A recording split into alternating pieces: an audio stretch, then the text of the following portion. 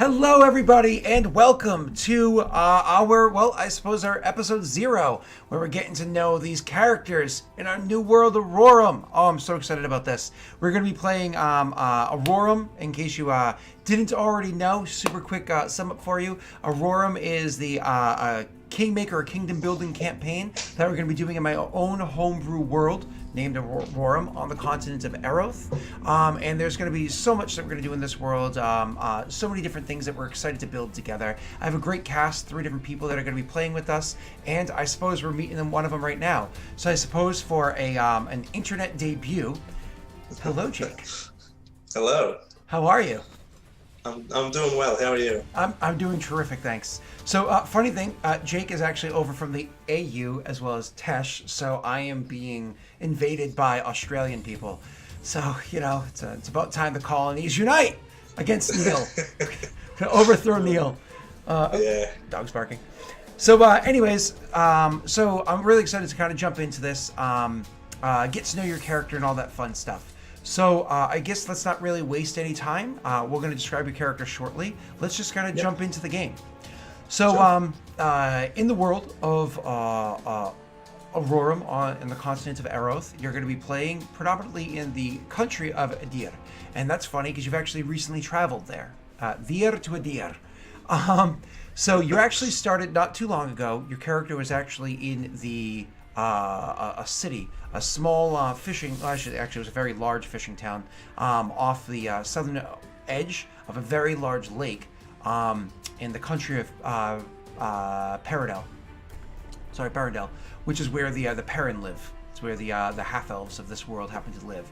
Now, you were there for your own reason, doing your own travels. There are many interests that your character has, many things that he tries to go about doing, but not necessarily any direct path in life. More or less, being a man of the cloth, a man of the faith, those that bear the title of Inquisitor actually are peoples that don't seek out the guidance of churches or pray to their god for guidance of how it is that they live their lives. As a matter of fact, most Inquisitors, what they do is they live their lives, and in doing so, living them the way that they feel as though best suits how it is they uphold the faith of their god, that works of their faith will present themselves before them, right? So you just live life and it happens. It's kind of convenient, as opposed to a church, which has to climb up the rungs of a hierarchy, or the paladins, which is how may I serve you, master, and then murder a bunch of people in the name of good. So while you're over there in the City of Love, you happen to just be enjoying yourself at a tavern, allowing the road to kind of wash itself away. Perhaps even thinking of spending a short period of time, a few days in a warm bed to break the constant travel for yourself. When something had caught your ear, a little bit of news, interest, of someone that you haven't seen in a long time. If the description that you heard was correct, an old friend of yours might need your help. And so after, we'll say, extracting that information from the peoples that you came across, you decided not to spend that night on the road. Your faith is calling, and so you choose to answer that call. With sores on your feet, a weary back, and bags under your eyes, you hit the road again and travel hours more into the night, near and until dawn, when finally you collapse and sleep, and then take to the road again a few days later. There's no whip at your back, no master beckoning you forward, and certainly your god would never, ever demand such a thing, given what it is that they stand for, who it is that they are. But you have a certain fervor in your heart. You want to push this forward, at least to see if the trail is cold, or if there's a chance that you might be able to help a friend. You follow this path, what it is that people have told you for a short while. From this city, to the next town, to the next village. A village after that, and a few thorps beyond. Each time getting breadcrumbs that you think might be hints that are leading towards people. The people that you care about. But most importantly, the area in Parendel that you are, the area that you happen to reside in, is a region by the name of Jovancia. Jovancia is a region of Parendel that actually takes very strict laws to slave keeping and slave trade. Of course, it's legal there because it's like effectively federally legal or nationally legal in all of Parendel, and there's a significance for it. There's an old tradition for it, and people venerate that tradition called, translated to, the choice. But this region, they try to keep it to specifically the law of the choice. If a region is overtaken by militant force, that is where slaves are garnered from. You don't pluck people that you feel as though are for one reason or another. Nonetheless, you've heard rumors that there are slavers in the area that are doing just that. They have not overtaken lands. They're not here by, dictation of the local lords, telling them to go and collect the peoples for the choice. Instead, they're taking those that they feel as though fall within the confines of what they think the laws either are or should be, feigning ignorance or, genuinely so. You do catch rumor of these slavers coming through here. Nobody that you know, nobody that stands out. But you pick up their trail, since the trail directly of your old companion has gone cold, hoping that one leads to the other. And so you follow that trail for another thorp or so, and then you find out that they're no longer sticking to the roads. They've actually taken a curious turn. They've turned east, as opposed to traveling south. You see, despite the fact that Juvencia happens to be fairly anti-slave, one of the greatest slave markets in all of Parendel happen to exist in the borders of that province.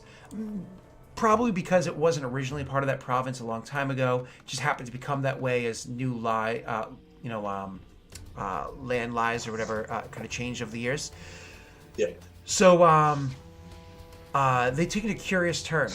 They actually turned to the east into a small region by the name of Adir.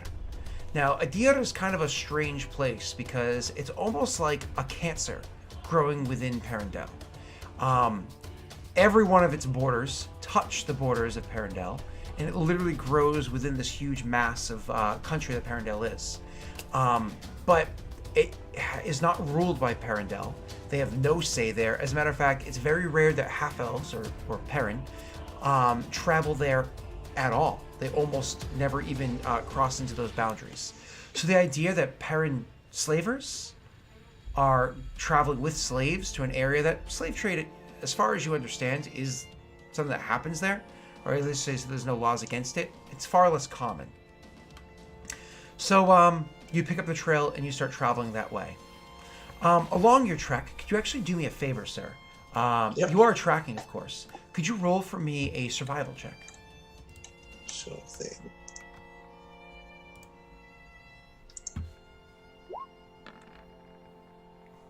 Ooh, first roll.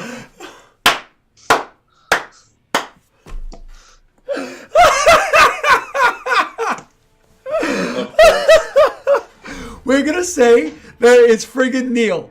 It's the curse of Neal. You hopped on a call with him, what, once or twice? And he already said... One or twice, yeah, he's like, thank you for your luck. Oh, Neal, I know you're watching this. Fuck you, buddy. Fuck you. You leave him alone. Oh, I'm sorry. I'm sorry, Jake. Luck leech. Oh, Jesus. Listen, as long as you don't become Arvine, we'll be happy. We'll be happy. I know you don't know who that is yet, but if you become him, you guys will have to play in a campaign together, even a one-shot at some point in time, just so you can hold each other. All right, so anyways, so your trek into the mountainous region is not an easy one. You grew up very, very far from these lands. As a matter of fact, in the recently dubbed sovereign nation of Kajinksi, which is actually where the half-orcs, your actual race, have their first ever sovereign nation, at least in known history.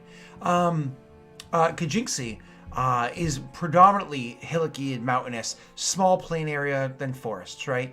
So that area, this should be comfortable for you. But there's something about the way that the air tastes here. There's something about the way that the moss grows in the rocks that you've slipped too many times. You can't get good footfalls. Even the way that the indigenous creatures here, they're hard for you to hunt. Your trek is slow, and unfortunately, your trail is growing very cold before you. It's frustrating, but you have to continue pushing on. The other check I want you to make for me is actually a you can do a nobility or make sure I get this correctly. Nobility check, or which is probably not going to be what you roll. Or local.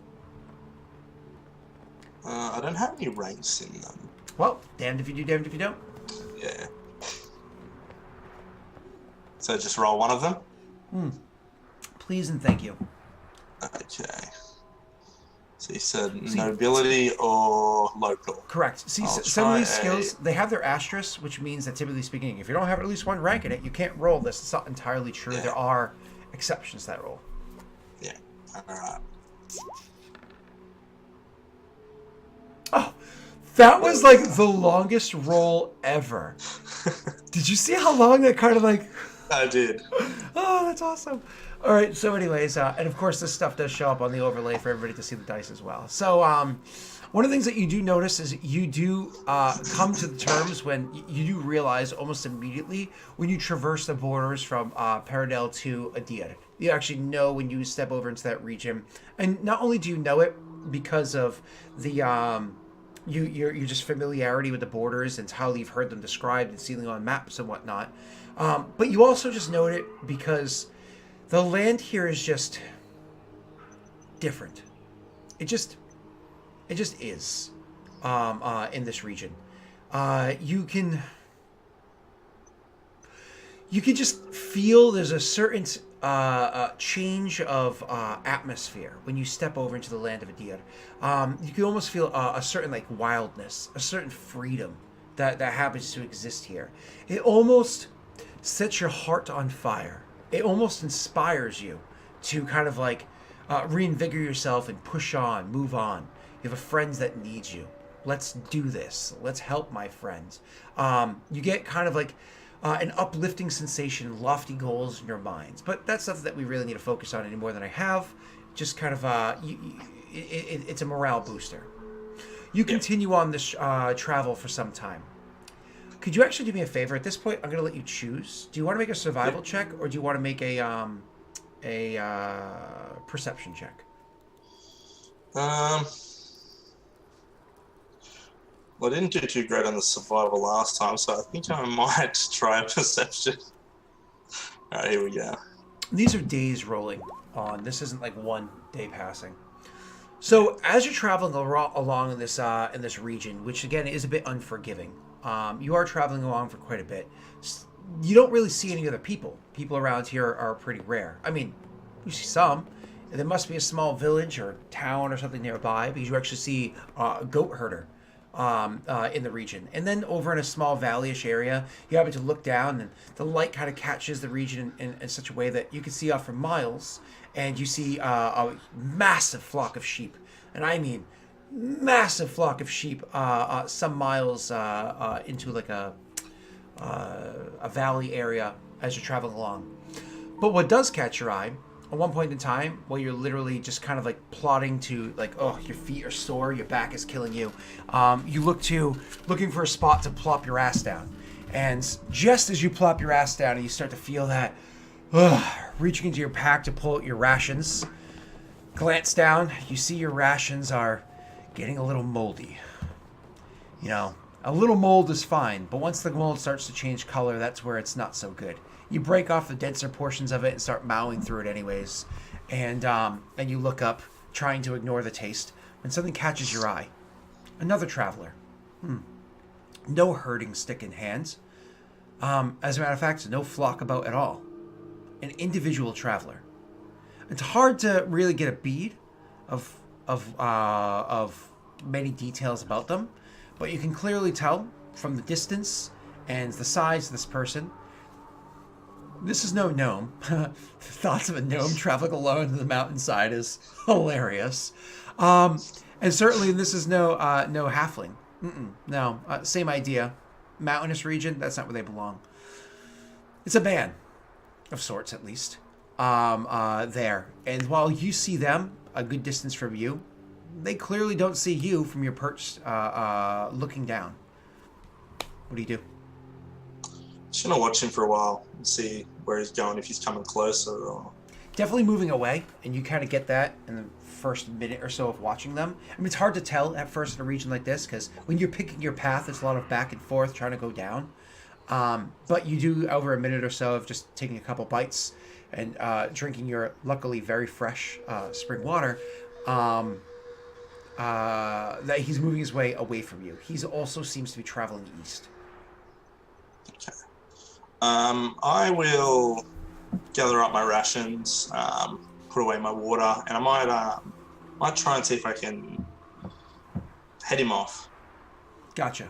So you're going to sit there and look at the region for a second, like kind of like, so much for my break. Maybe take off your boot, knock a couple of rocks out of it. I'm imagining Princess Bride here for a second.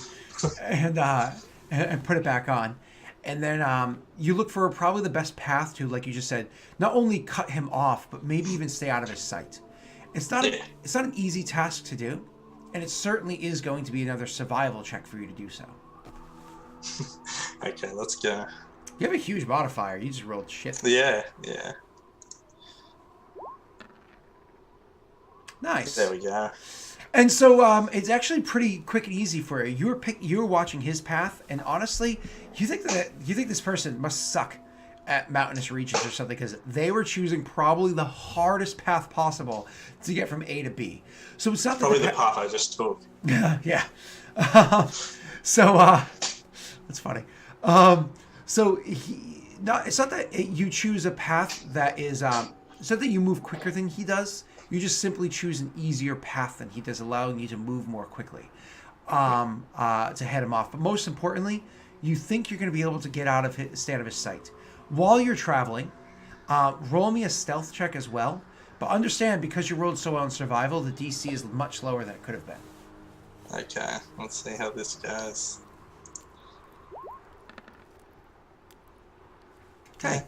Oh, you have a negative in stealth. That's awesome. Yeah. Negative in stealth. That's not from a low dexterity. What do you wear for armor? Scale. Ah, that's right. Yeah. And so you're sticking to the shadows, or to the other side of the mountain, trying to duck and weave and stay out of this person's path. You finally do start to really head this person off and get ahead of them, so you can kind of almost set up an ambush, if you will. And that kind of gets to a spot where you have to make a decision. You found a spot that you think, so you're trying to find the spot that you think is best. But you don't have much time with where you've head him off. You kind of have to make a decision. Do you want to do just that, set up an ambush, and completely catch them unawares?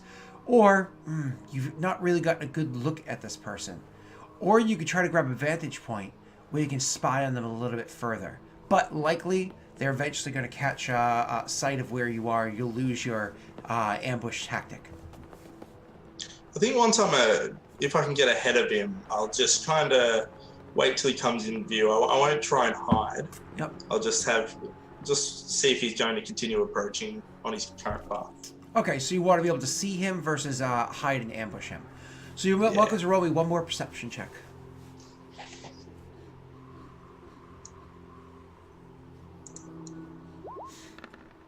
There we are. Beautiful roll.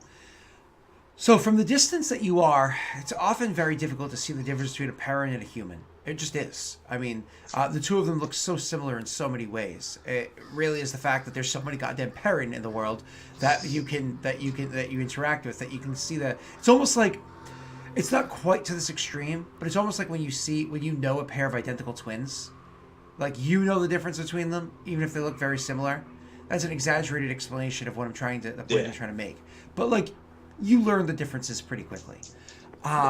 So you see this person come in, and you can clearly tell that they themselves are a parent. But more importantly, they're hobbling. Maybe that's the reason why you're able to cut them off way quicker than you expected. Maybe that's the reason why they're choosing the path they are. Sure, the path that you took would have been easier if you had a pair of strong legs to walk on. But they actually are walking with a walking stick and favoring it. based off the way that their knee is somewhat turned outwards, it's on the mend, but you don't think it was set right. You're no medic. You're no medic by any stretch of the imagination, but you know a nasty break when you see one. And so they're kind of hobbling their way towards you, kind of unawares of the fact that you're there. If you choose not to stand in the open, it's very likely they're going to be pretty much upon you before they notice you. Do you choose to do that or stay in the open? I think knowing that, I'll kind of stay out of the open, but as he draws pretty close, I'll just kind of step into sight and call out. So when he's about 10 meters, 30 feet or so, you want to step in sight? Perfect. And you can do just that without making any checks whatsoever. So that's the distance. Now, in case you choose to jump into a situation where you need to take like quicker actions, this is very, very rough terrain. Okay? Yeah. So you're talking about, of course, half speeds. And they're about 10 meters or 30 feet out. I do have to ask you this, because I never asked you this before, Jake. Out of game question. Most of the people from other countries that I play D&D with, they're accustomed to the dumb imperial measurement system from playing video games and whatnot, because that's what they all use. Are you very familiar with that as well, or? Yeah. Okay. So if I use American terms, you don't need... You good? Yeah, I'm pretty good for most of it. Okay, cool. Most people are. I just, your school system's, different from mine. I'd say better, but I live in Massachusetts. We have the best in the country. So, we actually just barely are ahead of Australia. Just barely. But you crushed my country. So anyways, moving on.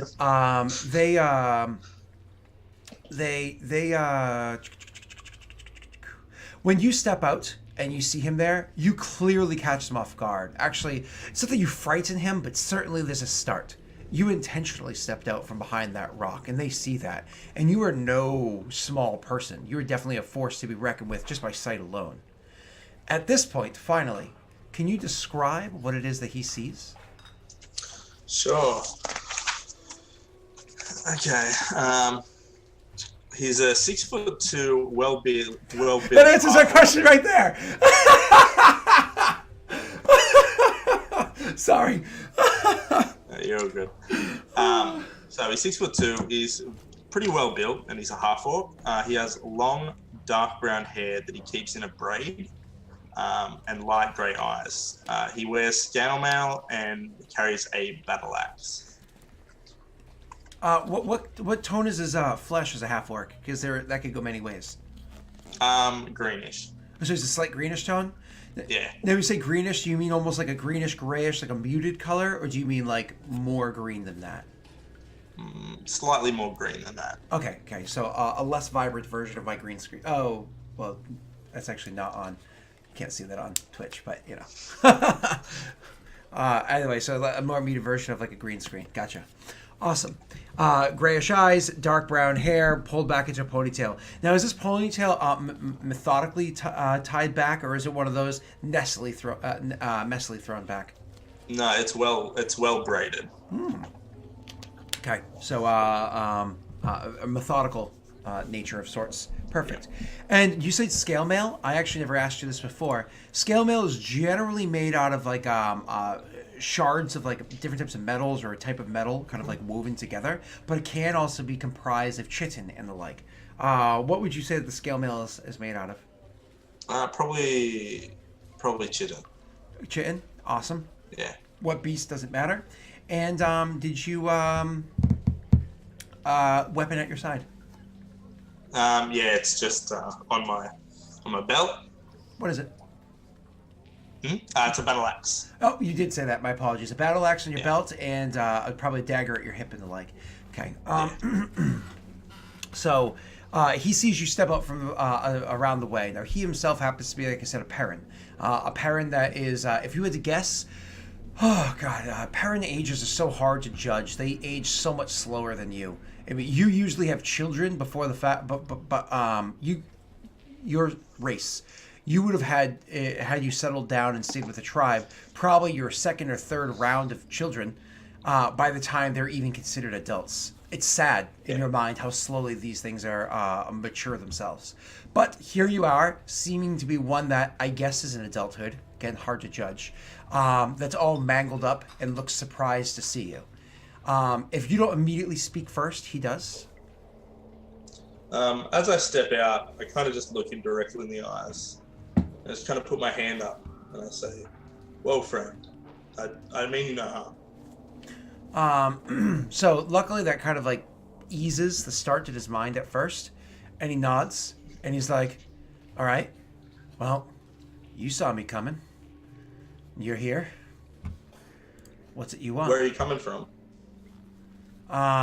He gestures like over his shoulder, more or less back west. Yeah. Had some trouble? Yeah, things went sideways. And, I got left. Who are you traveling with? Well, no one now. Who were you traveling with? A couple of friends. Two, actually. And, a couple of others. Any slaves? Roll me a sense motive check.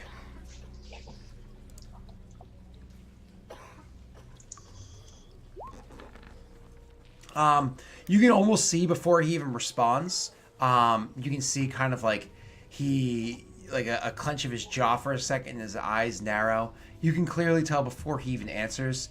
Yeah. But he does answer. And he actually says, hey, there's like a delayed response. And he's like, there were, a couple.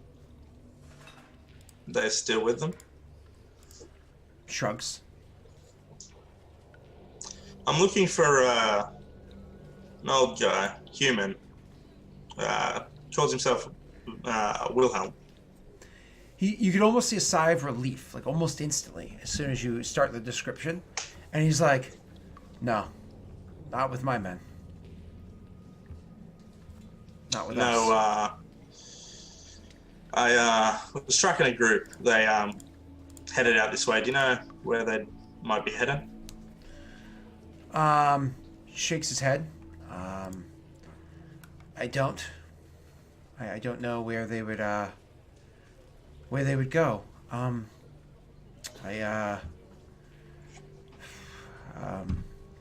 Yeah. Sorry, I don't know if I can really help you, he says, and he starts kind of like looking over your shoulder. You can almost see like a hope and nothing there. Okay. Can I approach him? Yeah, you can of course start walking towards him. Like I said, the path is not an easy one to trek through, but it's not like you're, just running up to him. You're just walking. So I'm gonna walk up to him and get as close as I can. If I can come within touching distance, I will. I mean, yeah, you can see that he is again a bit uneasy. He ends up actually almost trying to like change the mood of the situation. Takes a couple steps to the side and leans himself almost like half sitting on a rock, and then pulls out his water skin and takes like a swig. Like literally as you get in touching distance, he's taking a swig. You can again clearly tell that he's trying to play this cool. Yeah. As I get close to him and he's taking a swig of his water skin, I'll just say, you mind? I'm running a little low. He, holds the thing up and shakes it. You can hear like a lot of heavy sloshing inside there. He nods and hands it to you. Okay, I have a drink. Mm-hmm. And then I give it back to him. And I say, what were you going to do with your slaves? Where would you take them this way? He's kind of like thinking to himself. You can clearly tell he doesn't want to answer the question. And he's like, there are secrets to a trade that make people successful in that trade. And, yeah, well, you can't be successful if you're dead. And I'm gonna put my hand on him, and I want to intimidate him and more or less say, I'm looking for Wilhelm, and I will find him. Okay, well, I'd like your help. Giving successfully dead certainly is intimidating. Roll me an intimidation check, sir.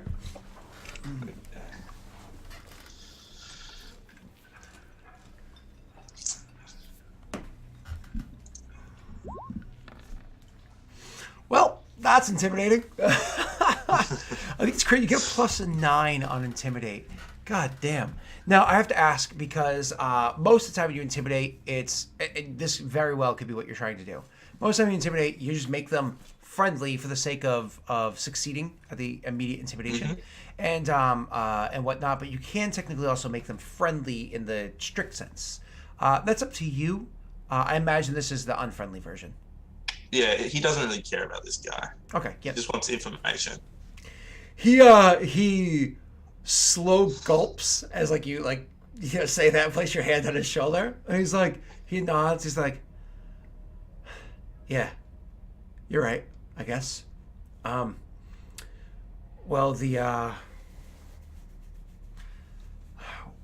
we would try to stay off the main roads. If you trek through this pass here, though I kind of lost the trail.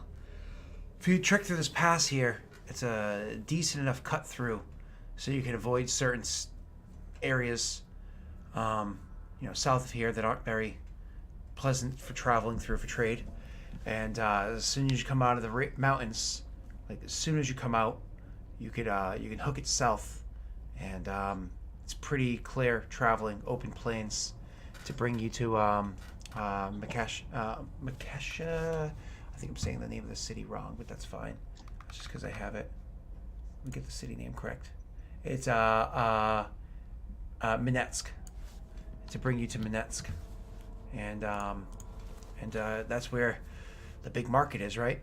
So we're just trying to avoid. I suppose he kind of leans past you and says, "You have to stick to the trail. It's an old goat trail from a long time ago. Nobody uses it anymore. People around here know it's not good to see. It's not good to be caught catching others doing their thing." You know what I'm saying? Yeah. Do I think he's telling the truth, or do I roll sense motive? Yeah. Motive. Okay.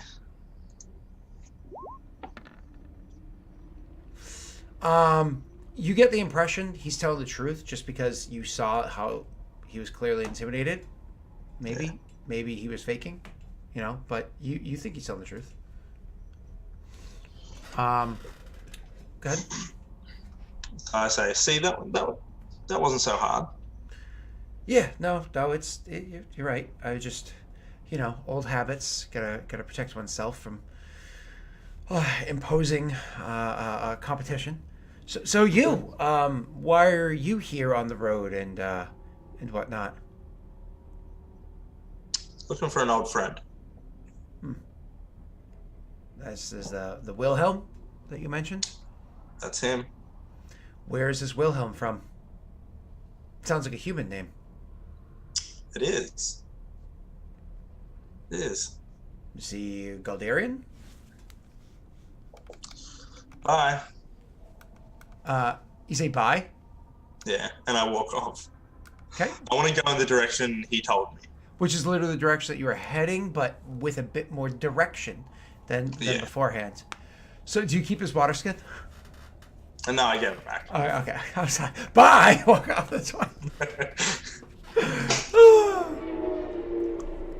So you say bye and you walk off. As you get maybe 60 feet or so out, I'd say a bit more than that, maybe about 90 feet or so out, he calls out to you. And he's like, hey, you! I turn and look. You, is he Galdarian? A Maltese? What is he? At a game, I can't remember. He was from the Northeast. He's Daelish. Okay, so I just yell out, That's Daelish. so funny. I thought you were just being... We were being funny, but... Now I know the workings. You're like, oh. You say Daelish. And he's like, he nods. I'm like, okay, well then clearly the two of you have a disconnect there. Now you can see that his interest in what it is that you're looking for, and I suppose you with what he's looking for, don't seem to line up. Yeah. And so you just continue to piss off. So you travel on a bit further, and try to find this some more. Can you do me a favor? Roll me a. Where am I? There you are. Could you do me a favor? Roll me a survival check to continue along this path and this old goat trail. Okay. Technically, I have a +2 because you were kind of given a bit of direction. Beautiful. Didn't need it. Technically, then +2 is like a lower DC, whatever.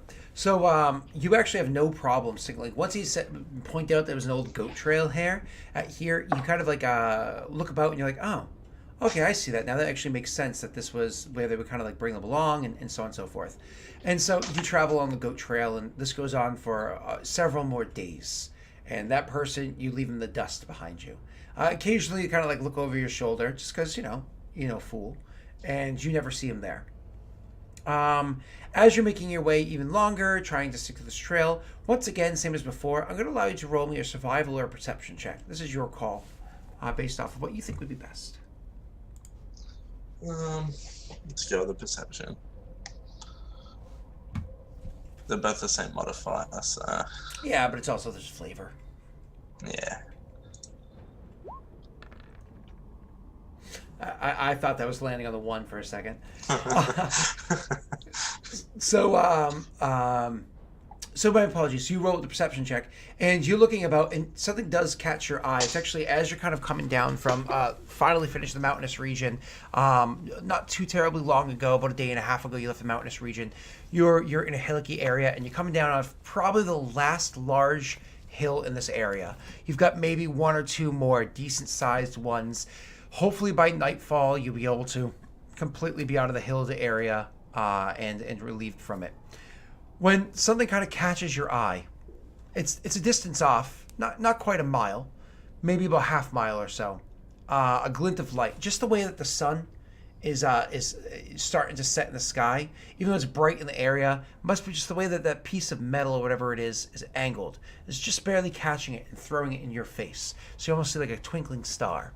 And looking down in the direction, you see like, oh no, like if you like start looking that way, paying attention that way, it's not one piece of metal being catching the light. It's actually several pieces. Clearly something has littered the ground over there.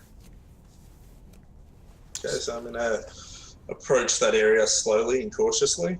Okay, so you start making your way over to that region, trying to get there quickest and easiest way possible.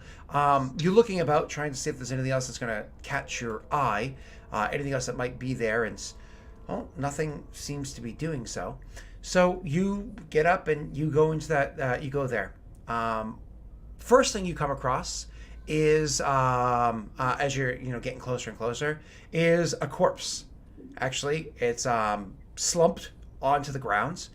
Checking it out, you can actually see that the corpse down there, when you kind of like go over to it, you approach it slowly. It's a pool of blood, dried, old, brown. The body has already kind of like expelled itself because you can smell it. As you approach, could you actually do me a favor? Roll me a medicine check. Sorry, heal check. Heal check. Okay. As I said, they had expelled themselves, so you can clearly smell shit in the air. Yeah. But you don't necessarily smell decay or anything. Without further like in-depth inspection, you're not going to be able to tell how long ago this body died. Just at approach. But nonetheless, you start approaching the corpse and go to check it out. Do you turn this body over, investigate it at all, kick it, poke it with a stick, anything like that? Yeah, I would also like to. I'd like to thoroughly examine the body. And okay. Even see if he's got anything in his pockets or anything. Sure. So you go over to the body, and the first thing you do is you look to kind of turn it over, because the body is lying there and it has never been flipped. It's still like lying kind of on its side. When you turn it over, so it's lying like kind of like flat open, and you can clearly see this person's dead. They have 3 crossbow bolts inside of them. One of them is in the shoulder. One is right inside the solar plex, and then the last one a little above that, a little off of like where say the brachia are your breathing tube here. Brachia? Am I right? Am I wrong there? Bronchitis? I don't know. Yeah. Breathing. Wind area. Here. So anyways, just off center of that, but, hitting really close to the heart. Clearly this person was killed by whatever crossbow bolts had hit them. Looking them over, just briefly trying to inspect them to see if there's anything of value, and looking to see how old the corpse is. Roll me a perception check, because that's how we investigate in Pathfinder, if I remember correctly, and a heal check. I just realized my green screen light isn't on. That's funny.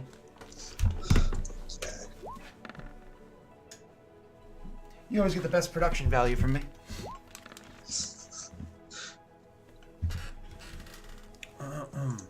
Oh, sexy perception check. Sexy check.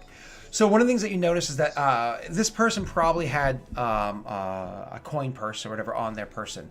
However, it was lifted. Maybe wherever it was that was on them, their coin purse was lifted. But not everything was taken off of their body. Whoever it was that had taken things, they kind of came over here and briefly took stuff off of them. And almost like, thanks, and then left. But you find many other things still on their person. First of all, they of course have a dagger on their person. Secondly, for a Perrin, this person has a whip at their side that is still there, kind of like sprawled out on the ground. They have, like I said, the dagger. They have a cudgel. They have 3 sets of manacles. They have a ton, and kind of tied to their back of their belt.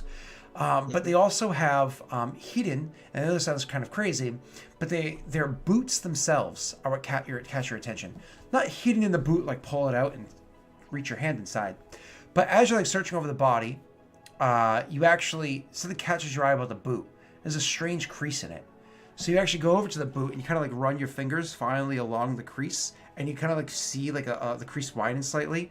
You stick your fingers into it and pry, and you actually pull open the heel of the boot, and you realize these are smugglers' boots, and there's actually stuff on the inside. So looking into the smugglers' boots, which can't hold a lot of stuff, you actually find inside there a small little writ written in Perrin, which of course you can read, that actually goes to the Bank of Perrindel. It's a writ for 250 coin, 250 gold. Nice. Yeah, but more importantly, in examining the other boot, and this must be for some pretty extreme scenarios, in examining the other boot, you pop it open, you actually find a small little vial of something green, and the viscosity is pretty great on it. Roll me a, that would be a spellcraft check? Wait, do you have a rank in spellcraft or no? Spellcraft, where are we? You may have taken it away during character creation. Yeah, no, I did originally, but I decided against it, I think. Do you have a rank in Arcana? No. Okay. Do you have Detect Magic? I do not.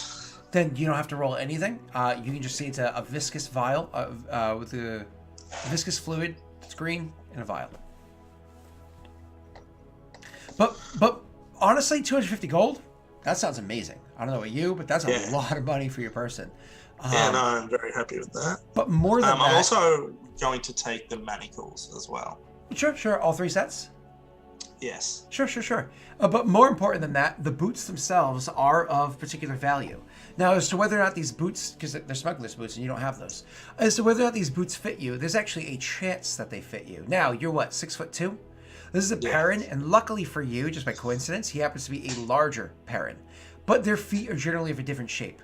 So I'm going to be generous here and say that there is a 45% chance that these boots fit you comfortably, because he's a big guy.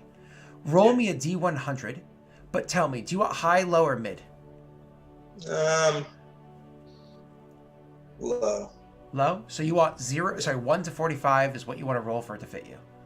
Okay, how do I roll a D100? Slash roll space 1D100.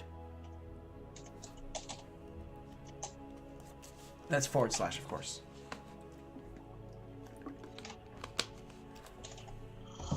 So 1D100. Did you change your... Oh, you know what's funny? Never change the as. We'll get used to that. Bam. They fit! They fit. You take the shoe off and you actually press the heel to toe against the heel to toe of your foot, and you actually see that they line up well enough. You actually pull off your boot and you kind of thinking to yourself, well, here goes nothing. You pull the boot on, and you start like wiggling your foot in it, and it's not that it's a perfect fit. It's not. But honestly, a couple weeks of walking, you'll break it in. And sure, you get a couple blisters along the way, but you already have them as is. And you'll actually be able to break these things in comfortably for you. There you go. You put on the smuggler's boots? I put them on. You tuck anything inside them? For the record, what you can tuck I'm going to leave the stuff that was in there. I'm going to put back in. Cool. So those smuggler boots, the what you can fit inside each heel of smuggler boots is something of diminutive size. So like a flask cannot fit, but vials, pieces of paper, a roll of coins, things like that can fit in there. Generally, you want to keep it to stuff that's evenly balanced and light. That way, because if somebody picks up your boots and realizes one's heavier than the other, which is actually the case with these boots, because one has a paper and one has a vial, right? Okay. All right. Anyways, and also be careful when you have liquids inside glass inside these kind of boots, like you currently do, because the wrong save, like a natty one on certain types of saves or checks, I could break it on you. Yeah. I'm mean. All right. So moving on. So that's what you find is they're immediately looking them over. Looking over the body, unfortunately, you can't see how old the corpse really is. But if you had to guess, not old. Like 2 days max, probably less than that. You're just not good at analyzing dead bodies. That's just not your shit. Yeah. You know what I mean? So you move on from there and start going into the direction of where it looks like the crossbow bolts probably came from. None of his weapons really catch your interest. You make your way over up to where the crossbow bolts seem to come from, and you actually see that this whole area has clearly the tracks of a skirmish took place, and yet another corpse. As a matter of fact, there's a corpse, but there's also a pile of stones. First examining the corpse, you go over there and you see that there's a corpse of a woman, another Perrin. This one, she's actually way better built, like strong looking, than the other one from beforehand. And judging by just like the features of her face and everything, you can see that this is apparently a very, very gruff woman. But she's dead. Strangely enough, not only is she dead, she's dead by a slit throat. Clearly blood had poured down her chest, and she's died by just bleeding out from a slit throat. Yeah. Again, skirmish or whatever happened around her as well. A quick glance of her, you can actually see that, and you're welcome to roll perception again, but you can actually see that she has been picked. Her weapons have been removed. She does not have a whip or a dagger or a sword or anything like that at her side. Even the armor that she probably was wearing beforehand has been removed. You can tell because the way that the blood goes in the body, as you can see, it goes like down the throat and kind of like pools here, but then there's nothing beyond that. Clearly, like, or at least a strange looking pattern beyond that. Clearly the armor had been ripped off. Even her boots were taken, but less than likely that they were also smuggler's boots. Yeah. Would you like to roll me a perception check? Sure.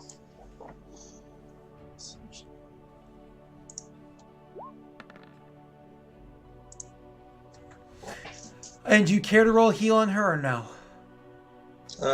No. Okay.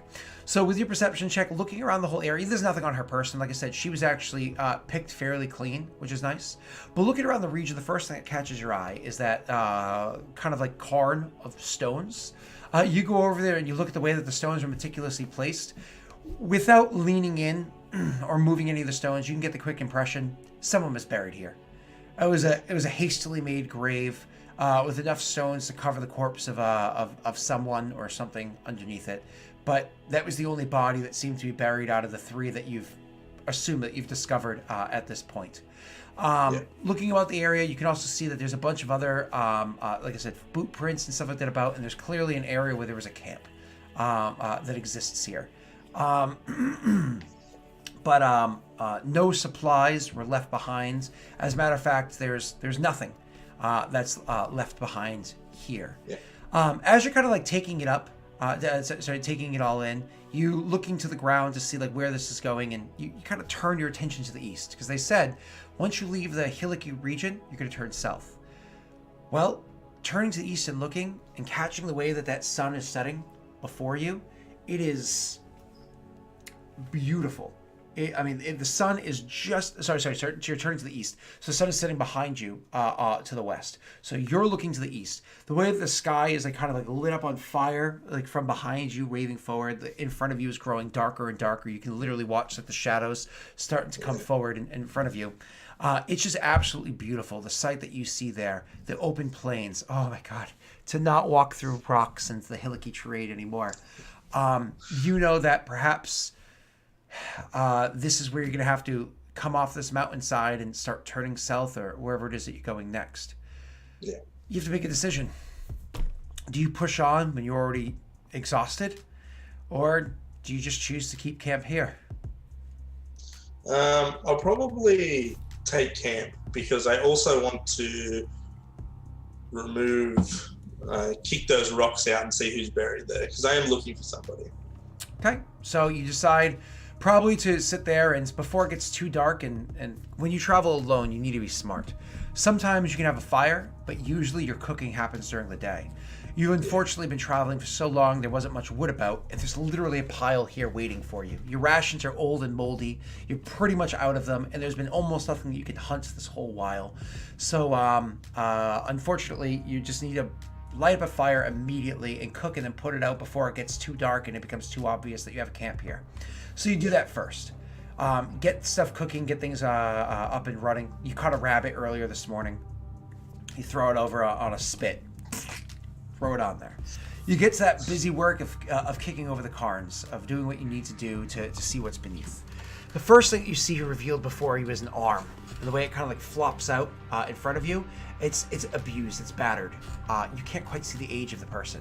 But just judging based off the tone of the skin and the size of the hands, thickness of the wrist alone, you're assuming that this is in fact a human's hand.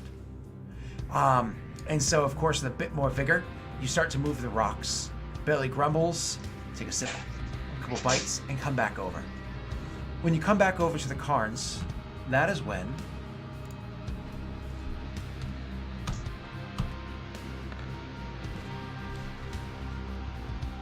what, Scott? What?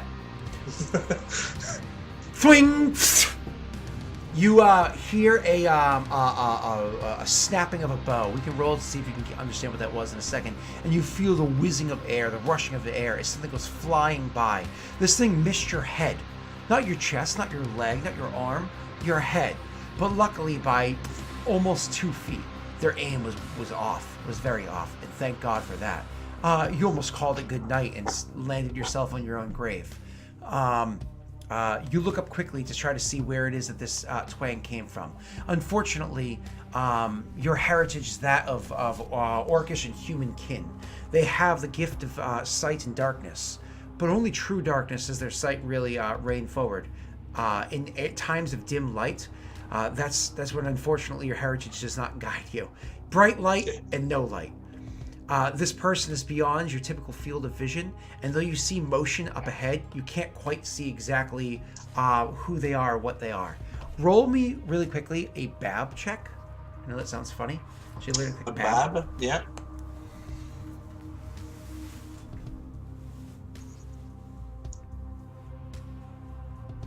How do I roll a Bab check? If you actually go over to where it says Bab, I'm pretty sure you can click Bab. Does it work? No. It doesn't let you roll Bab? Bab is so important. Oh, that's weird. Bab is a spaced attack bonus, and it's yeah. But Bab checks were always used for things like sizing somebody up, like an opponent, how tough they are. You know what I mean? You'd make Bab checks. So I guess just roll a flat d20 for me. / roll 1d20.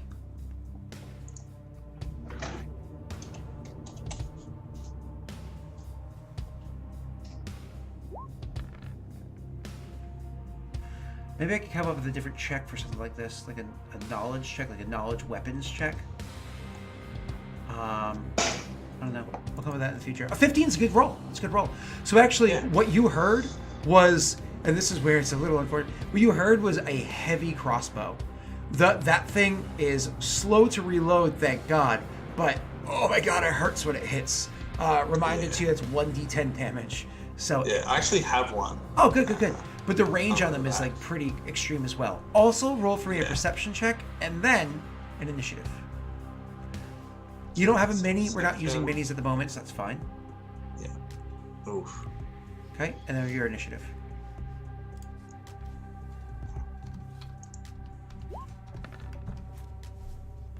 I got an 8 for initiative, so you certainly beat me. So, excuse me. So you immediately your eyes snap up. You hear the twang of the crossbow. You know specifically that is a large, hulking, heavy crossbow. So this person either doesn't know how to. Usually, heavy crossbows are in the hands of people that have coin and no knowledge, because you're just like, I want something heavy, or somebody that definitely knows what they're doing. That first shot gives you the hope and impression that it's the former of the two. You look up and you see a shape moving in the distance. They're standing near and 100 feet away. That's a third of a football field. Proper football, not your football. Away. And but you can't see exactly where they are. You just see movements happening in the dim light that's across the way. And you get to act first. Fortunate for you, probably the reason why they missed you is because you were digging out that cairn, and this big pile of rocks here was actually providing you cover, +2 to your AC. That still is between you and your target. Your turn, sir. Okay. Well, the first thing I would do would be to take cover. So I want to kind of advance towards him, but I want to advance to as much cover as I can get. To describe the landscape for you, so this whole region was hilly, as I described beforehand, even craggy at certain points. Literally and unfortunately, on this side, the eastern side of the hill, is where it becomes, if you're at the top of the hill and going down, it's open. It's actually, there's no cover. The only cover that you happen to have from this side is the fact that that cairn was built there before you. So so that is your cover. Should you choose to come around it, which understandable, you would be losing your cover because they are to your northeast of where you are. Okay. Well, in that case, I am going to take cover behind the cairn then. Yep. So you already have the cover, but what you can do is Okay. almost like drop to a knee, giving you like an improved cover. So it's like a +4 to AC. Which you're definitely welcome to do. So you're only like your head and shoulders are available. You know? Yeah, and I'm also going to cast Shield of Faith. Ooh. And the Shield of Faith is in. Click it for me.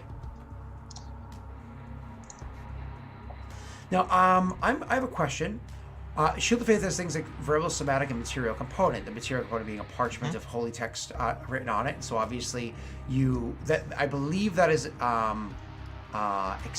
not expended. Usually, unless it says expended, it isn't. If I remember correctly, I have to remember Pathfinder's rules. But so you do the spell. How is it that you cast this? It's your first time casting a spell. What is the nature of your casting? He kind of mumbles something. He doesn't say something very loudly, and his eyes kind of glow. Okay. Oh. And yeah. So his eyes glow a little bit, like almost like you can see that the magic is happening or whatever. And as you said, he does mumble something to himself. The language that he mumbles in, is this like his language, like Orcish, or what is it that he mumbles in? It would be an Orcish, yeah. Okay, and is this like a prayer to his god, or is it? Yeah, it is. Okay, so specifically a prayer to the god. Now, are these trained prayers, or ones that you've kind of come up on your own that kind of like fit your own heart?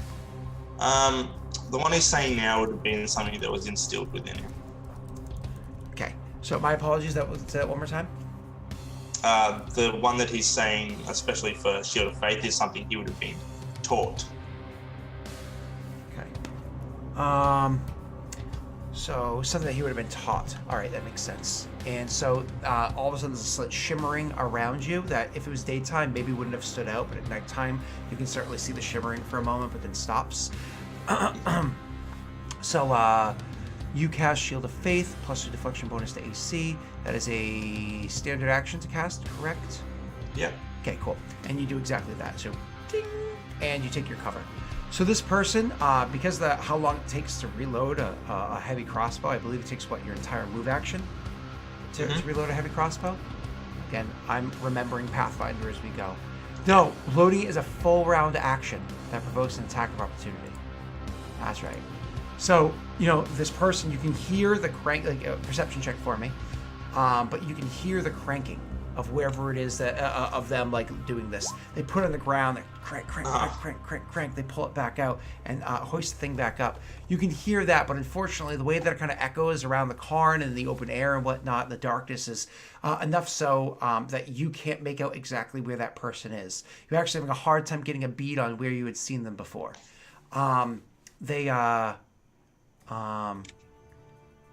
Brain's not working. So they do that as their turn. They don't seem to move up at all. You don't believe they do, which makes sense because of how difficult it is to reload this crossbow. Mm-hmm. Your turn again, sir. I'm going to take out my own heavy crossbow. Mm-hmm. And can I load it? It's already. We would assume it's already kind of loaded. You know what I mean? That's fine. Okay. Yeah. I mean, honestly, like if you go realistic, like I used to play characters where I would unstring my bow unless I knew I was going in. It's like if I got waylaid, even though I was an archery character, my bow was unstrung. It's because I thought it made for better RP. Yeah. So it's up to you. You can say it was not loaded. Or you can say, I was setting up camp here and it was fucking nighttime and I was using a fire. I was smart enough to load it first. Yeah, I would think so, especially because it was a bit of a battleground anyway. So. Exactly. So imagine your character kind of like skirts back like 8-10 feet or so, grabs it, skirts back over, and using the cover of the cairn to do so. Awesome. What are you trying to do, sir? I'm gonna try and shoot him. Okay, roll me another perception check.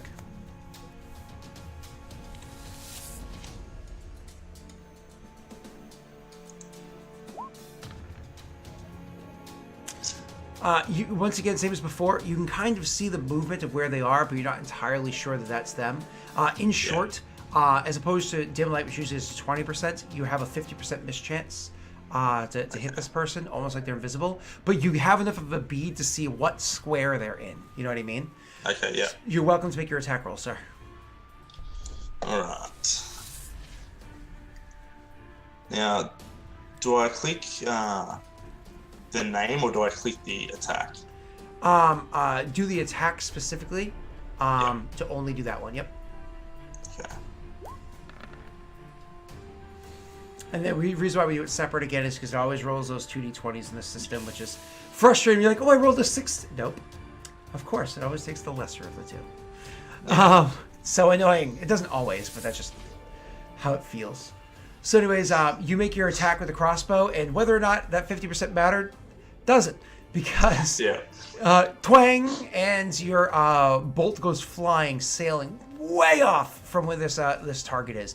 As a matter of fact, you realize that almost immediately when you hear the bolt whizzing in the direction your eyes are focused, and you hear like a shuffle over that way, you're like, fuck. And you like move your bow like 8 degrees more to the side. When you exaggerate that across the distance, it's like, I was so far off. You know what I mean? Yeah. So, if that's the end of your turn, standard move to grab it. And now it's their turn. They're actually going to take a shot with their crossbow again. Your AC is exaggerated, which is probably a good thing. So your AC normally is, so did you, so you clicked Shield of Faith for your AC. Did you also click cover or improved cover? I did not. No, I haven't. Is that something that you can click for conditions? It's not. We should add that as a condition for your characters, like a buff, cover, improved character, cover for your character sheet. We'll do that for all the characters in the future because fighting smart is smart. Yeah. So either way, improved cover is +4 to your AC. So you have you have a 23 AC at the moment. Yeah. Okay. I thought I almost hit you because I got an 18. So I was like, okay, I missed because no, I didn't even hit. I'm nowhere near hitting you. So what happens is the bolt actually comes firing up and embeds itself directly into the actual cairns and it misses you. If the cairns weren't there, it probably would have been a chest shot, but they are, and it saves you. So that's their turn. You can immediately start hearing them hoist the thing down, and you know that they're going to spend their next turn reloading now. What do you do with your turn? Okay, so I need to find out how far away he is from me. If you had to guess based off of where you were seeing, and again, this is give or take, you think they're about 100 feet or so. You think that that's the case. which your character's move at normal is 30. Making your way either over or around the cairns would be half movement. So just getting to the first 10 feet of movement for one reason or the other will end up counting as 20. And then after that, normal, unless you successfully roll me an athletics or acrobatics check. Okay. I always forget if acrobatics is a thing in Pathfinder. It is, yeah. But athletics isn't. Athletics is not. Okay, so if you roll me a successful acrobatics check, or it'd have to be an acrobatics check, to kind of like over the rocks. Yeah. So I'm gonna try and use all my movement to get as close as I can. So you want to double move to get at him? Yeah. Do you want to try the acrobatics check to ignore that rough terrain? We're gonna -2, so It's not a very high DC, but I'll tell you this: the success, you're gonna move 10 additional feet, which is good news. The failure is you're gonna more or less waste an additional 10 feet, so it's gonna take you 30 feet to get over that instead of 20 feet to get over that. It's just like a plus or minus 10 feet. Up to you, man. well, I'll give it a go. Let's see how we go. No risk, no reward. Yep. Hey, there you go. Not bad. I actually had the DC set as a 10. So for you, that's difficult. But the DC was a 10. But the reason why one of the things that you'll know that I like to do in this game is if you fail by 5 or more, like if you fail, right? Yeah. If you fail by 5 or more, fun. Yeah. So as I'm running, I want to drop that crossbow too. Awesome. You can drop the crossbow. It's a free action. You can draw your weapon, your axe. Yeah. That's a free action as well. Sorry, it's a part of your move action. Actually, you don't have a BAB of at least +1, so it's technically not part of your move action. You'll have to do that as part of your next turn. Yeah. That's funny. So anyways, you hoist yourself. So you drop the crossbow literally as your other hand is on the rocks, and you're throwing yourself over the rocks. And you start like with your feet just barely touching the cleft of the other side of the rocks. You start just launching yourself forward. You throw yourself 60 feet forward, really closing that gap between you and your target. As I had said beforehand, it was their turn, and so on their turn, they're starting to load the crossbow. So they're literally looking down, loading the crossbow, and all of a sudden they look up and they see you barreling your way towards them. And they're like squinting and they're trying to see you barreling. Oh, you can't really see that, but you're barreling your way towards them. And they're like, oh shit. And they throw their crossbow down to the ground, thinking that was a bad idea to do that. They draw out their own weapon, which from where you are, it looks like their weapon is a longsword. It looks like that's what it is. And then they brace themselves, kind of like fighting defensively. Not fighting defensively, sorry. It's, what was total defense? So Pathfinder total defense, I believe a +4. Total defense. Where's let me just double check that, because once again, Pathfinder, I am remembering the rules. I am right. +4 dodge bonus to your AC for 1 round, but that's what you spend your standard action doing. So that's what it does. Okay. So total defense action. That actually brings us back to your turn. You're only about 40 feet from them. The terrain here is not considered rough. You could actually, because you're on the other side of everything, you can actually make a charge attack if you wanted to. You have your swift move and standard. What can I do? So I have to spend an action to take my axe out. You can, also you can draw it as part of the charge. That's fine. Okay. Technically, so you have to BAB of 1, but drop 1, draw the one. I kind of want to get I want to get closer and cast Daze. What's the range of Daze? Okay.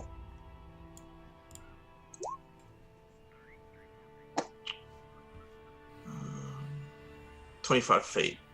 Oh, gotcha. 25 feet plus 5 feet for 2 levels. So you're going to have to move up like a 15, 20 feet. So we'll say you move up 20 feet. So you're 20 feet between you and him. And you do exactly that. You cast Daze. So you go rushing up the other 20 feet or so. Your hand's at your hip. You go rushing up 20 feet or so. You cast your spell and then draw your axe. Daze is a DC 13. 13. Okay. Will. I got a 10 total, so I am dazed. Now, for those of you that don't know, clouds the mind of a humanoid creature with 4 or fewer HD, so that it takes no actions. So if they're a higher level, then they're immune. But so you actually do daze them. Takes no actions. So you spend your move getting up there, and your standard casting that spell. That is your turn. Okay? Yep. You're 20 feet from them. It's now their turn. They do nothing, because they cannot for this round, but they can still defend themselves. So that means that even their total defense that they had, that wears off because it lasts that one round that's gone now. Yeah. And they can't reactivate it again. And now it's back to your turn. Okay, so can I make a charge attack now? Yep. Am I? Yep. Okay. Yep. Okay. Because you're at least 10 feet away. That's what I want to do. So how do I make a charge attack on here? I don't think there is a charge modifier in there, so that would be fun to put charge as a condition. So I should write these notes. We want cover, improve cover, and probably prone would probably be a good one, and charge. So let me I write think these prone's down. in there. Is it? Tell me if it is. I think so. Where are we? Conditions. Prone is in there, yeah. Okay. Cover, improve cover, and charge are conditions we want to make, or buffs we want to make. And we'll put it on everybody's character sheet so that you guys can use that in the future with just a click. All right. Before I do roll it, just because I'm not familiar with how it works, swift actions. Can I use a swift action before I charge? Yeah, absolutely. Yep. Okay, because I think I can. Charge is a full attack action, which takes about out of your 6 seconds. That absorbs like 5.7 of those 6 seconds, and a swift action takes like 0.3. Okay, because I think I have something that allows me to do an intimidate check to shaken him once per day as a swift action. I believe you do as well. I believe if you go over to your additional area, you'll see that. And it's called, not Judgment. Omen. Yep. I would like to do that. So click back over the other way and roll me a intimidation check. I'm adding charge in here for you really quickly. So this is for you. Charge is +2 to attack, semicolon, -2 to AC. Perfect. And I think that's all it does. Let's apply the, when you go back over to your main area, main page, let me just make sure that works. You can roll your intimidate first, by the way. Okay.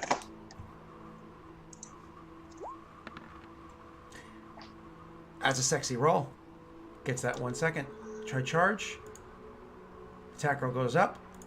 AC goes down. Perfect. That works perfectly. Okay. So that way you'll get your bonus there. Omen is your swift action. Awesome. So what it does is your intimidation check. What you're doing is you're doing a demoralize opponent, which gives them the shaken condition. Which I believe is a -2 to attack rolls, certain saving throws, and so on and so forth. So, frightened. Let's go. As for shaken, just double checking this. These will all, like, I'm already saying the correct stuff. I just want to memorize it again. So attack rolls, and weapon damage rolls, saving throws, skill checks, and ability checks. Nice. I forgot it was damage rolls too. No, it's sickened. Shit. Shaken. Attack rolls, saving throws, skill checks, and ability checks. Okay, sorry. Sickened is. There you go. That's why I didn't think it did it. All right. Awesome. So you charge attack. So you just like. So what do you do to shaken him as you go? He's like, ah! Like, what do you do? I would just be screaming at him, just like a war cry.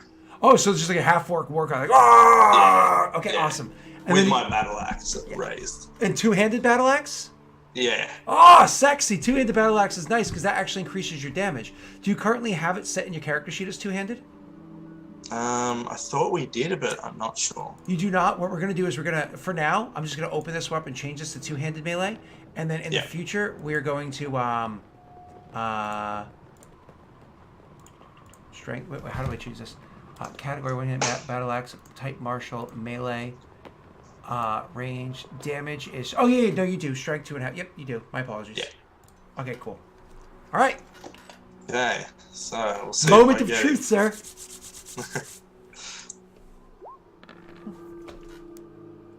Oh, nice. Nice. 14. Did that include charge attack, by the way? It did include charge attack. It did, yeah. Okay. So a 14 actually is going to be enough to hit. So you come rushing forward with your battle axe. Oh, double nines, it's funny. You come rushing forward with your battle axe. Ah! And you intimidate them. And you go swinging your battle axe as hard as you can and slam this thing into them. Roll me your damage, sir.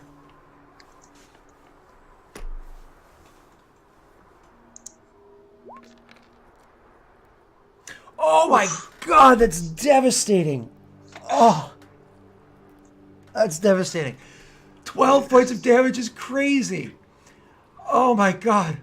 You come rushing down there, charge with this battle axe in your arm, and you just let out that scream, and you just... and you slam it into them. Through the clavicle, into the chest. You just feel that their neck just slap to the side, moving around like a rag doll to the sheer force of the blow. And you just feel just under the might of your blow, they're pulled forward down to their knees. You place your foot on their chest and you give it like a hard kick, ripping out with the axe, throwing them backwards, their head whipping around once again like a rag doll as the thing collapses to the ground, dead before you. Beautiful. That was sexy. Yeah. They didn't even get to attack you, like a proper attack with you. You just one-shotted. That was sexy.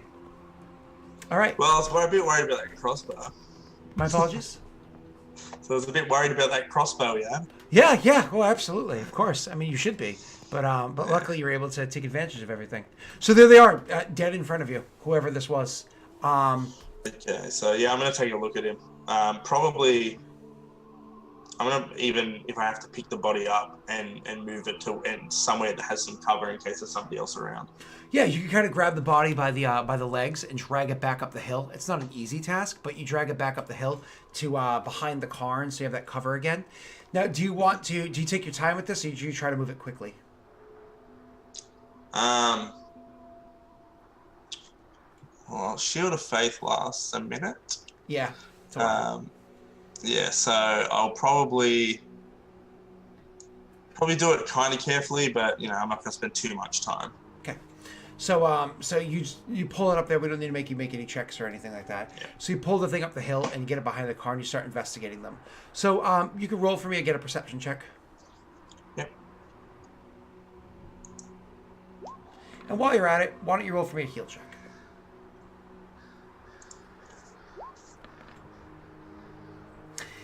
Looking the person over, almost immediately you can tell that they are not a parent. Actually, they're human.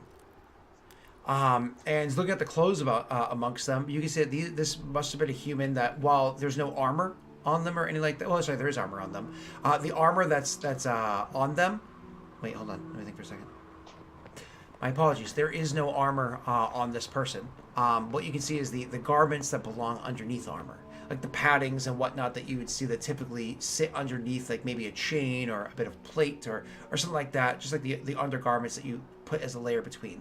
You can also see that inspection of their health and everything.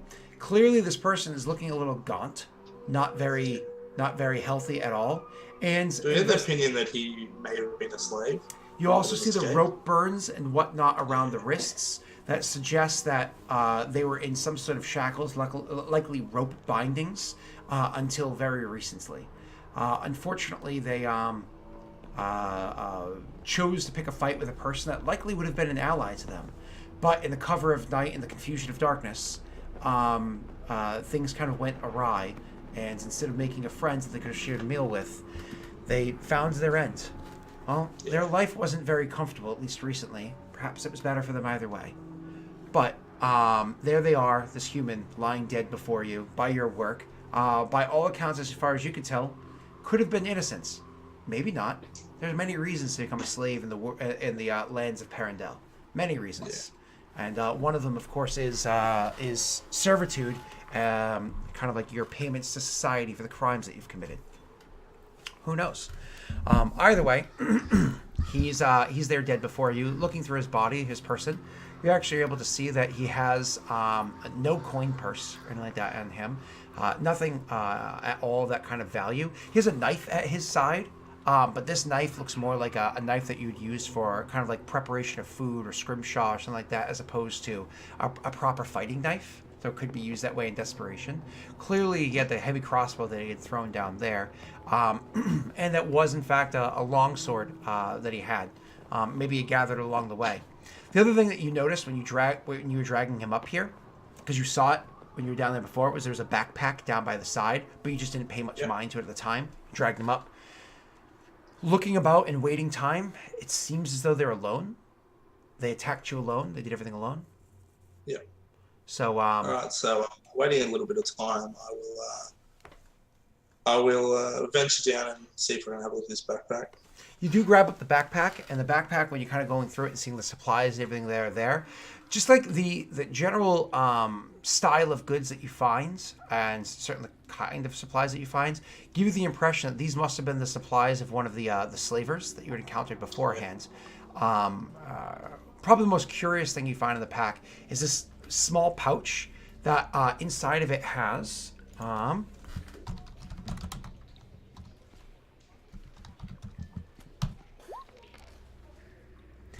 10 large golden coins with like a strange impression on them. Actually, each individual coin weighs about a quarter of a pound, which so you're talking each golden coin weighs about a quarter of a pound.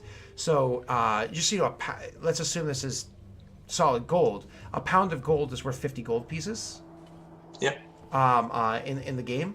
So if that is 2.5 pounds of gold, you're looking at theoretically 125 gold. Yeah. So but there's these strange looking large golden coins that have like strange markings and whatnot on them. You're not familiar with what these are, but that was a pouch within the backpack that you see there. You can kind of like tuck that back in. But overall, you just see some supplies, and you probably just gather from it things that you need, but you probably don't need the whole backpack, do you? Or do you have your own? I have my own, yeah. Yeah, so you just kind of gather from it all the supplies that you think that you can use from it. Yeah. Resupplying rope that you used along the travel, and so this is actually a finer quality here, and oh my god, he has rations. Actually, probably one of the best thing that you find there is a wineskin. Oh, it's unfortunately crusted around the rim, like they maybe don't drink as often as that often, and so it's kind of like over oxidated. Well, but either way, there's still some slightly spoiled wine inside it. You've earned it. So you can crack it open and bring it up and smell it. Yep, it has a ever so slight vinegary smell to it, which maybe your character prefers that. But either way, it's wine, and that makes you happy. A couple of swigs of that, but not too much, because you have a job to do. Yeah. And you probably stomp out your fire for safety and go back into now the cover of full darkness, removing the cairn. You pull away the rocks to investigate the body underneath. On closer investigation, you can see that they are in fact another human, similarly dressed to the one that you just found there, with similar markings on the wrists and the ankles and the like. Unfortunately, while this other human was probably a slave as well, it is not the man that you're looking for, meaning that you must keep to your trek. Yeah. You spend that night resting and relaxing, and when the sun comes up in the morning, you get your pack together, have your breakfast, and look to the ground for any form of tracks. You do in fact find tracks, but they're not traveling to the south. They're actually traveling to the east. Maybe that's your next best lead. So I will, taking note of that, I will change direction and follow these tracks. And that's where we'll end. Beautiful. All right. There we go, Jake. You love it. Intro. See, I love these session 0 things because before you get to introduce yourself to the party, you get to kind of like, because we all kind of like, while we're taking a drop of a deuce or like in the shower or driving alone in the car with the radio turned up, kind of like get into our own heads of how it is we want to play our characters, right? But until you get to have that like in-depth RP, you don't know. And unfortunately, if you play your character wrong when you're first introducing yourself to the party, sometimes you like, I thought I was going to get along with this character, but I almost like did it the wrong way. So like I screwed it up, and now it's like this awkward relationship I didn't want. You know what I mean? Yeah. So I love this because it allows you to discover yourself before you have to, discover them. Yeah. So, that was good. Is this your first? No, this actually isn't your first ever solo. You've actually played a little bit of a solo before. Yeah. I've done a bit of a solo Warhammer. Warhammer. That's right. Yeah. People are going to geek out now. You know what I mean? You know, honestly, if you think about the way that this whole session went, very much in your favor. The fact that you opened up with that natty 1 was just you paying homage to, you know, the Lords of Chaos. You know what I mean? But then RN Jesus swooped in and you know, gave you his light. So Yeah. perfect. All right, so before we get out of here, I just want to remind everybody that this is, of course, for our brand new campaign we have going on in my brand new homebrew world called Aurorum. This is a king building campaign, so it's called Aurorum Kingmaker. That's the name of the game that we're doing. The way that you can be a part of this, that you can impact the world, and you can literally give gifts to Jaek and Neal and everyone else in the campaign, is you can actually swing over by the Patreon for my Patreon, patreon.com/Daelric, and you can actually log in. You can throw money that way to actually throw gifts to the party. So they literally potions and scrolls. I've actually already rolled some stuff for what they're getting after the first session, for like what is going to be coming their way. You get to impact the world and what the monthly events take place. You get to impact NPCs. There's literally a tier called villains and Dungeons & Dragons says villages and villains. That's what I call it. Or you can literally create either a powerful adversary that will directly impact either the ongoing story arc or get an arc of their own, or craft a village that they'll eventually pass through. So it's all sorts of fun stuff that you can do to make Jake's life miserable or good. All right, thank you all very much. Don't go anywhere because we do have another hour left of this introduction area. So stick around for the last and final and whatnot introduction of the party. So the individual character members. Again, thank you so much, and see you in a bit. See ya.